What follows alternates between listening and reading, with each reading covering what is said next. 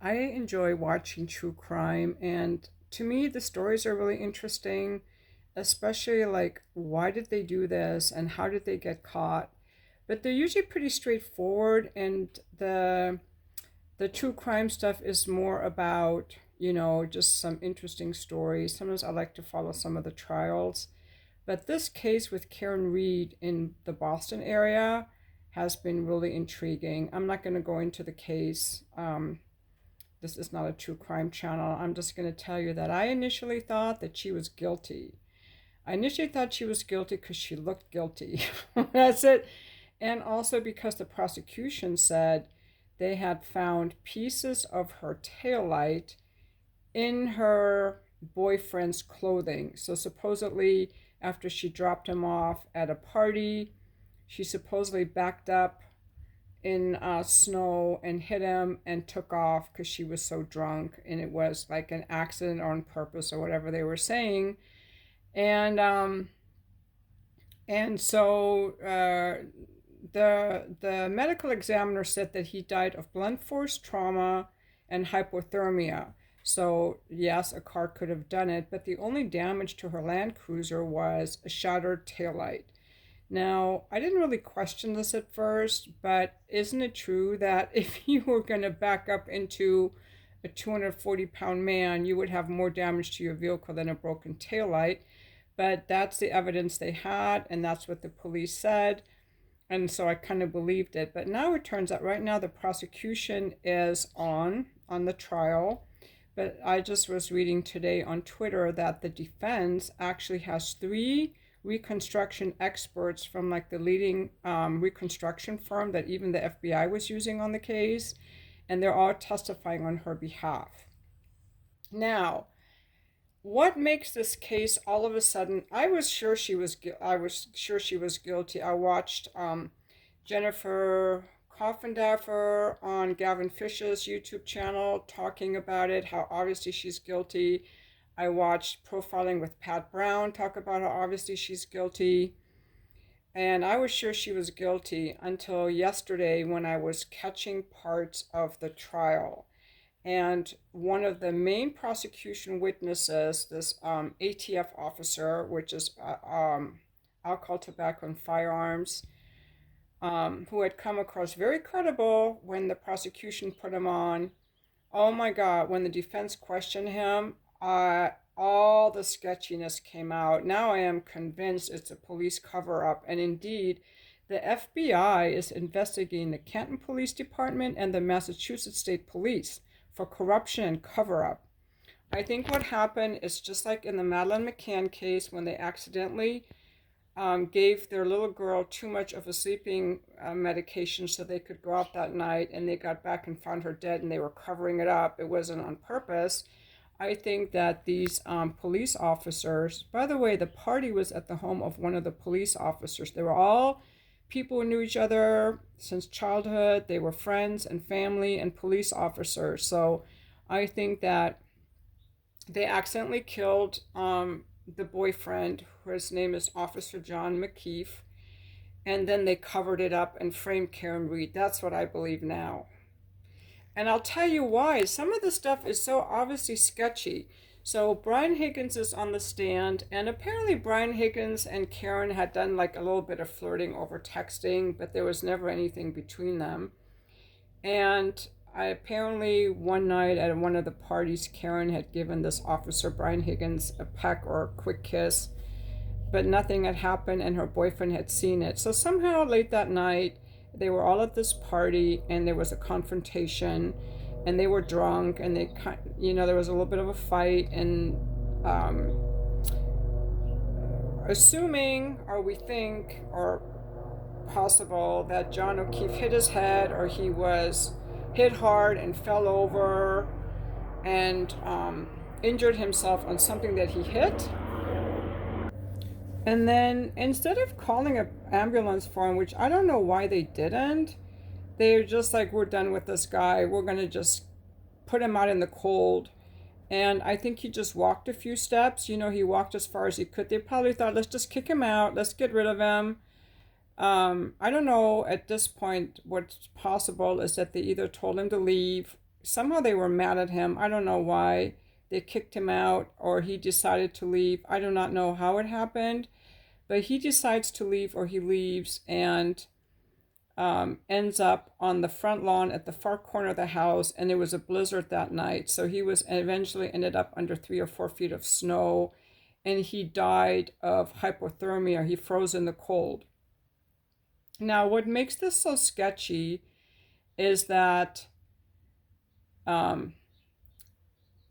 okay, so Brian Higgins is on the stand, but the home belonged to another police officer named Brian Albert. Brian Albert's sister-in-law, Jennifer McCabe, is tech Googling at 1:20 in the morning, so right after they kicked him out of the house, how long to die in the cold. And she deleted that search, and she denies ever making that search. On the stand, she denied ever making that search, but it's on her phone record. How long to die in the cold? Now, why would she Google that at 1:20 in the morning? The next morning around 6:30, Karen Reed wakes up, realizes she can't find her boyfriend. He hasn't come home to his kids. She's worried about him. She thinks he could be dead. He could be run over. Something happened to him, so she's frantic. She drives around looking for him.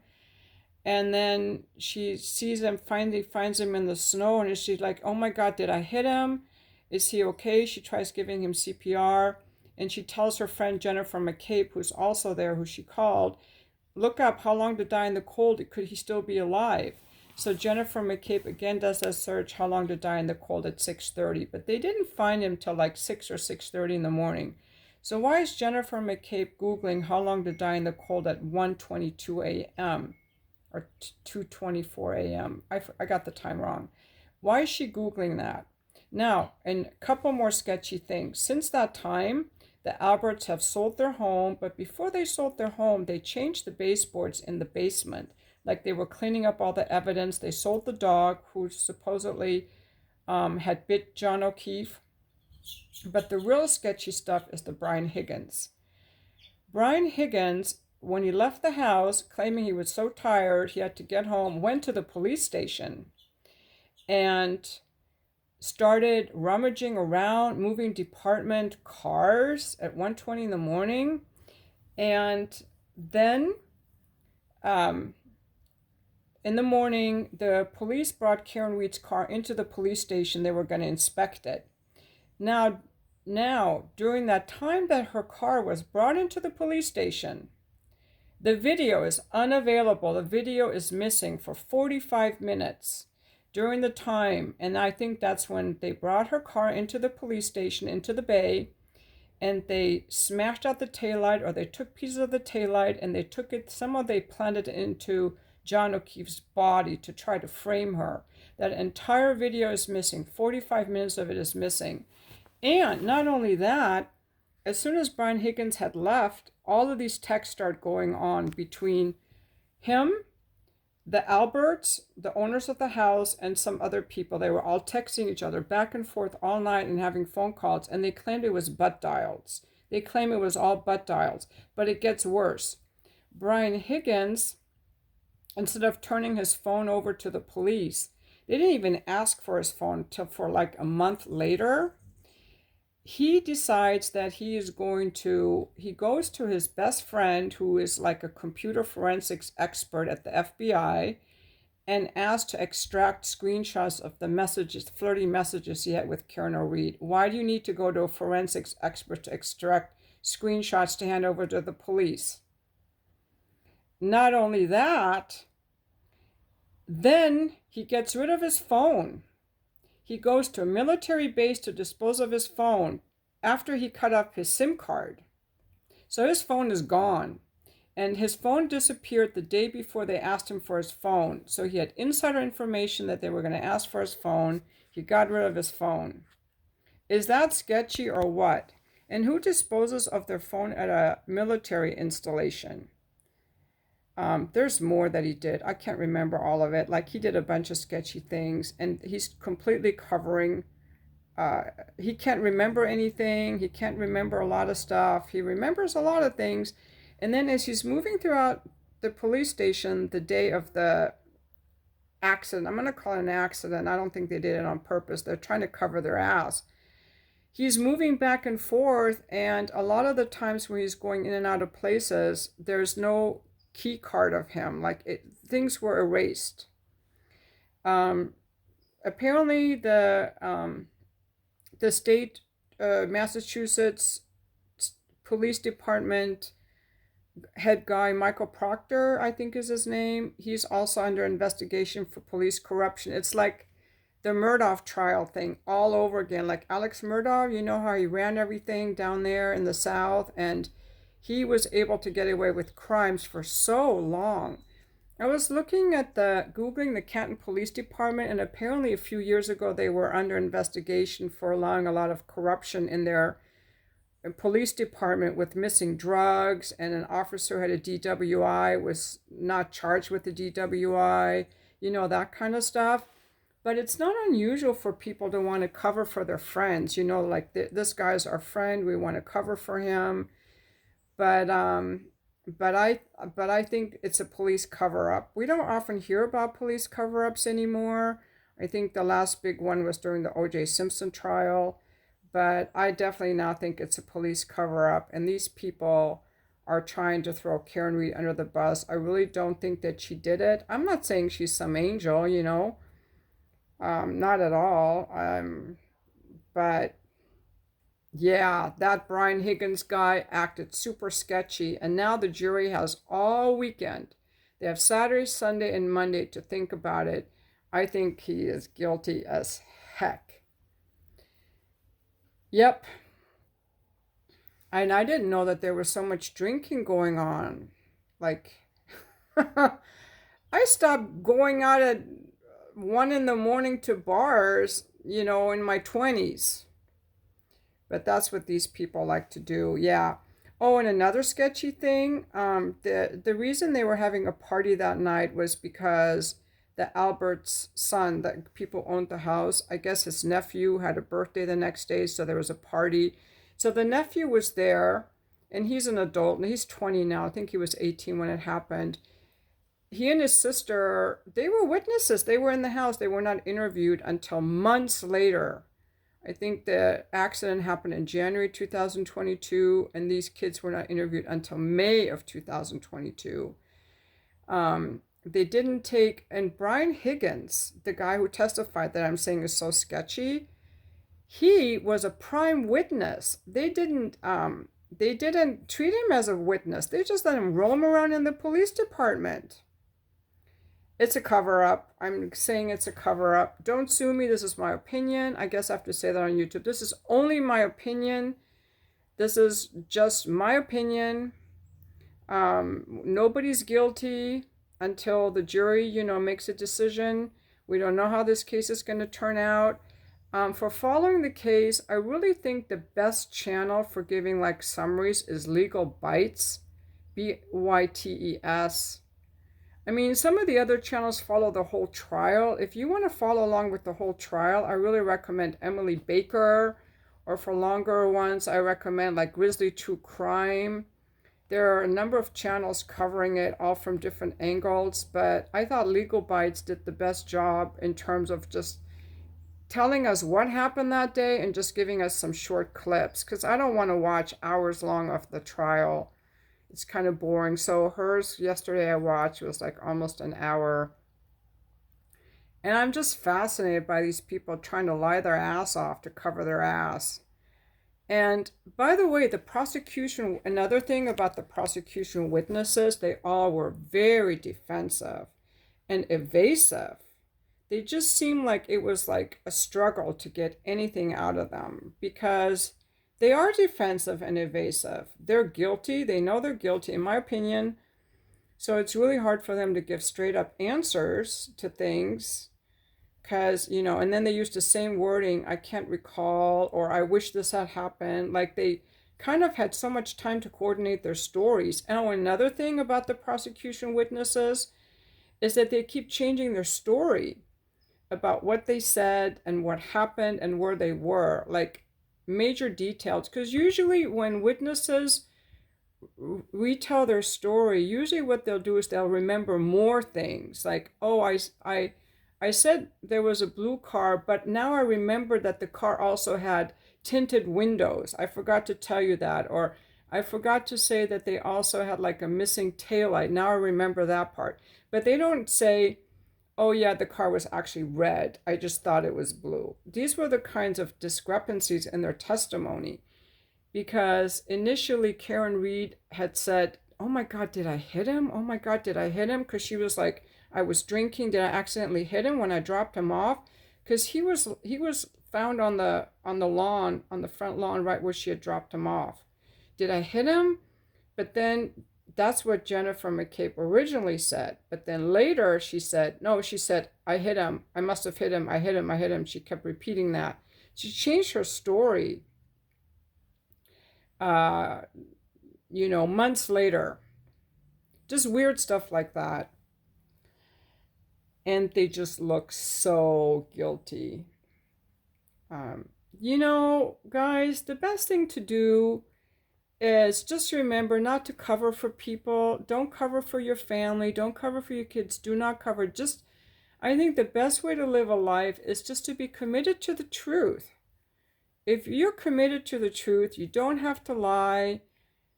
It's just best to just be committed to the truth. That's a good motto to go by. Okay, and when they hurt this guy, this John O'Keefe, they should have just called 911. If they thought they hurt him too much, they should have just said this was an accident. I really think it was an accident. I don't think they meant to kill him at all. But the way they handled it was a very, very poor taste.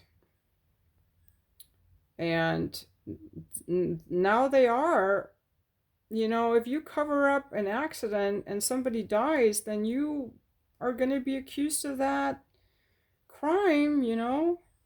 Years ago when I was younger, I was probably 20, I had a bunch of people in my apartment where I was living in Omaha, and they were all shooting up cocaine. I wasn't doing it. I was just watching them. I was snorting it a little bit.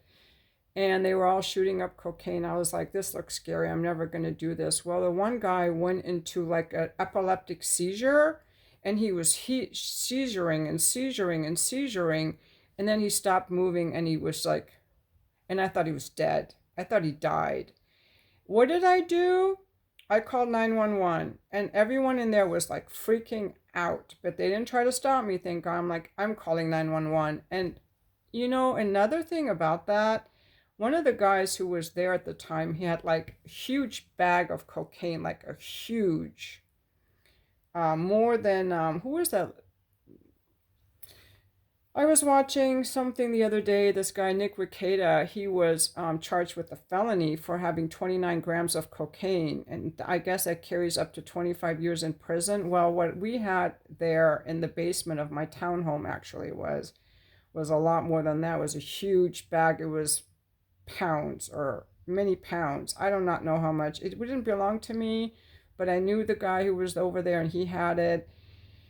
And I called 911. I didn't know what was going to happen. I was thinking, do we have to dispose of a body? No. We're not going to do this. I called 911, and they came, and the paramedics came, and we were all so paranoid. I was so paranoid. There was all this drug paraphernalia there, and there were all these, paramedics coming in and out of my place. And I went upstairs, we started cleaning up everything. And I'm like, am I going to be arrested? Am I going to go to jail for the rest of my life? I was just so scared. And I thought they were going to search my home, call the police, search my home, arrest me, take me away to jail forever. But I'm like, I just need to do the right thing here. And they took him to the hospital. Thank God the guy was okay. They took him to the hospital. He was okay. He had been there with his girlfriend, and, she explained to them, that I had nothing to do with this. They were just over there. I think she said, oh yeah, we brought our own cocaine. They were dating. Anyway, he turned out to be okay. Thank God. I went to visit him in the hospital too. But the point being that if you have an accident in your home and something happens to someone, the best bet is to call 911. If it's an accident, it's an accident. You have to try to save the person's life, and you cannot commit your life to a life of lie. It's horrible to live a life of lying. You know, like look at what the McCabe's have to go through now. They still have to do TV interviews and lie. Their whole life is based on a lie and they know it. What kind of life is that when you have to lie like that? And even if I on purpose did something like that, I would just want to do the right thing and face my time. If I accidentally like hit someone on the car, like I was negligent, I think I would just feel better if I just took the consequences and rather than trying to cover it up and living with all that guilt. I think that guilt would just destroy me, honestly. And I do not know how these people can live for themselves. I think they have to be so afraid of getting caught, especially not only is all this media attention on them, which they never expected. They never expected the social media world. Some of these cases blow up and people are surprised. They do not expect social media to really go after them and all these people to, you know, maybe that's why they sold their house, because people were driving by and accusing them and they just wanted to have some privacy. They never expected that. And now they're going to have to live in fear of losing this trial, being found out. And now there's an investigation of the Canton Police Department, the Massachusetts State Police Department. There's an investigation. Now they're going to have to be worried about being found out, just like the McCabe's have to worry about being found out. But the McCabe's have this PR team that squashes anyone who tries to go against them. That's why Pat Brown, who wrote a book about the McCabe's and the daughter Madeline, who was missing, her book was taken off of Amazon because they were threatening to sue Amazon for having the book. So it's a lot of effort and a lot of energy to try to defend and deflect and have all that anger going on at all the people who see the truth and want to hold you accountable. Like, that is not a life worth living, in my opinion. So yeah, I think that most police officers really want to serve the public. They're really good people, but you know, there are bad people everywhere. Like that pastor, who is that pastor? John Miller. Remember the Micah Miller case? That's another one. The pastor who was like a pedophiler, abuser, groomer, you know, and people are really looking into that case now too. So, you know, there are bad people everywhere. Yeah, so if you are watching the Karen Read trial, what do you think happened? Why do you think John O'Keefe died? What do you think really happened? And if you haven't watched it yet, do you think you might? Or also, if you have any better channels than Legal Bite so I can follow this, you know, without having to watch the whole trial, let me know that in the comments as well. Again, this is not a true crime channel. I know YouTube doesn't like it when we go off topic, but this is just kind of my channel to talk about whatever I want to talk about. And I really want to make a video about this case. Thank you for watching. Again, only my opinions. Everybody's innocent until they get a chance to defend their name in the court of law. And that's why I'm glad we have a court system, because otherwise we would just go by what the prosecution says and she would have been in jail. But what if it really is a cover-up? What if they really haven't proven their case? And I cannot wait for the defense to start their portion on the trial and bring in all the experts. I am very curious because, again, it doesn't make sense that a man would die of blunt force trauma, hit by a car, and the only damage to the car is a broken taillight. And there are fragments of that taillight in his clothing. Obviously planted, in my opinion. Have you ever hit anything with a car? There's more damage than just a broken taillight. If a car hit me and had a broken taillight, I don't think it would kill me. It would have to be going pretty slow. I mean, I guess it's possible. What do I know? But that's what the accident reconstruction experts are going to talk about. Anyway, I hope you guys are having a good Memorial Day weekend. And these little pajamas are super cute. They are from J. Crew.